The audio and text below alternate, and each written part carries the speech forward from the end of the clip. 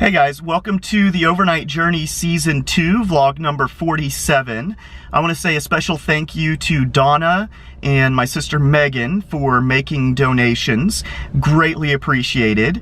And so far we've raised $2,740 for the American Foundation for Suicide Prevention.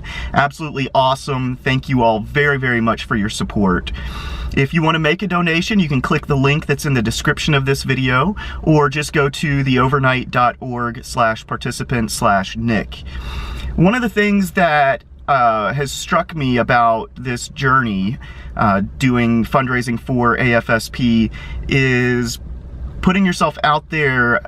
People feel comfortable sharing with you their stories and how they've been impacted by suicide or mental health issues, and you just have a lot of people that will reach out and share that with you. And so today one of my good friends, Shelly, is going to share a little bit about how suicide has impacted her life. Hey, my dad's name was Jim Ayers, and for as long as I can remember, he was a great dad, very involved and active in our lives. He grew up here in Chattanooga. His dad was a local printer. He had a printing company here in Chattanooga, and he was also in the Navy. From high school on, he was a very talented and gifted musician, and I think that's where I got my love of music. Because for as long as I can remember, he was active in a chorus, and he sang and led and directed. He had the most phenomenal voice you have ever heard. He was very active in our church.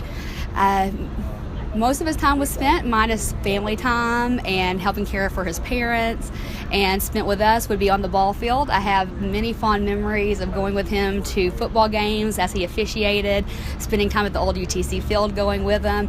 He also was a coach for my brother's baseball team, and he was always at my softball practices and my games. We would travel as a family. He was huge into the Boy Scouts of America, especially the local chapter.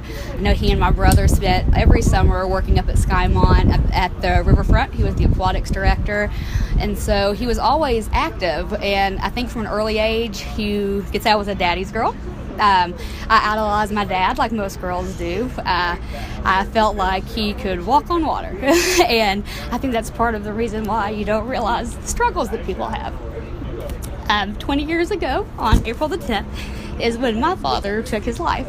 And it's something that I think stays with you for your whole life in ways that you don't realize and the ways that you don't impact. But I think it's one of those things where it helps shape you and who you are. I know that there are things as I get older, I realize that I kind of put out of my memory because I didn't want to taint the idea of who my dad was.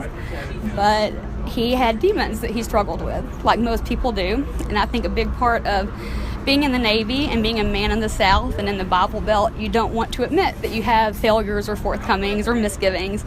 You want to be the provider for your family, and you want to think that everything is rosy and coming up great. But he dealt with things that it may be as a young age your parents want to shelter you from. They don't want you to worry about them because they're your parents. They're supposed to always be there taking care of you. And I do remember that prior to his successful attempt, he had one attempt and he did end up doing a stay, and they made him keep a journal to keep information to help go through that process of coping. And I think it's one of those things where as time went on and as he lost his parents and was having to be the primary caretaker for parents, that and family responsibilities weighed heavily on him. And even though he knew that he was loved and he knew that the world would not be a better place without him in it, that it just got too much, and he felt that the only thing that he could do was to end his life because he wanted something better for us. And I think that was one of the things that he had mentioned. He did leave a letter. I know a lot of people don't, and sometimes it brings closure, sometimes it doesn't. But I think that for us, it was a lot of not understanding, because one day you have your whole family there and it seems perfect and idealistic. Your parents love each other, you go on vacations, they're working, you go to church events, you go out with friends and family, and then you wake up one morning, your dad takes you to school, he drops you off to the doctor, you get home with your mom later and you find a note, and then 24 hours later your youth director is coming to tell you that your dad indeed was successful and he ended his life. And I think part of the reason why it's hard to talk about is, especially for me, is that I feel like I want to make a difference. And I want to help others, and I want them to see that there's nothing to be scared about, because depression is a disease, and I don't think there needs to be a stigma attached with it. And I think that's the big part with men, especially men in the military, is they don't feel that they can express that. They don't feel that they can express their emotions because it's not a manly thing to do. It's not good to say that you have problems or that you can't cope. And people don't want to be on medicine, but the sad part is, and the sad reality is, it's a disease just like anything else. And it's not something that you can just overnight have a cure for.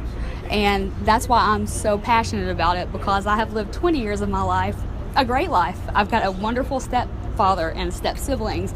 I'm super close with my brother and my mom, but there's still that little piece of me that just wonders why. And I'll always wonder why, because I know that he didn't leave or want to leave. I don't think he wanted to leave us. I just don't think he knew another way.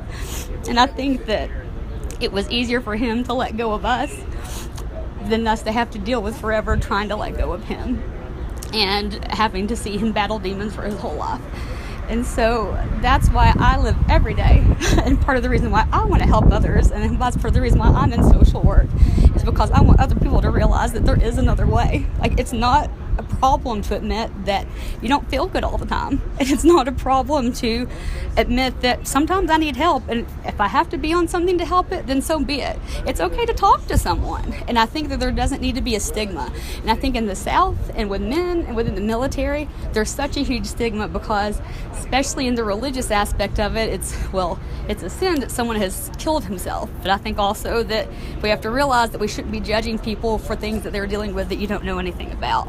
And so when you hold on for 20 years of regret and not knowing and not having questions answered, the best thing you can do is to manifest that into love for others and helping people that you know that have problems. And so my biggest part of this cause and wanting to raise awareness is letting people know that there's always a support system, and your support system isn't always the family that you're born into. You can find someone, a friend, a coworker, some random stranger that you meet when you're out and about, and talk to them. Don't be afraid to ask questions, especially not the hard questions, because you should never have to worry about admitting defeat on something and admitting that you need to have help. And I really wish that more people would realize, men and women, that just leaving your family is not always the way, because you leave an aftermath of turmoil that can sometimes be irreparable. You are causing problems that you don't realize, and luckily I've been able to rise above it, but I have had others who have lost family members that don't have it as easy because they don't have a support system that's left over to help them deal with those questions that they want answers to. And I think that there needs to be more of a impact of an education on it too, but trying to destigmatize it and to get people the help they need. Just like we have clinics that help with free medical care, I am very passionate about having clinics that could give free mental health care, because that's a big misgiving and lacking that we have in the world today. So that's a little bit about me and why it means something to me, and I want other people to realize that you need to strive first to understand and to benefit and to help people, and then hopefully you can help them get out of the problems that they're having and help them realize that the world is a much better place with them here and damaged, because damaged goods are sometimes the best people that you will ever meet in your life.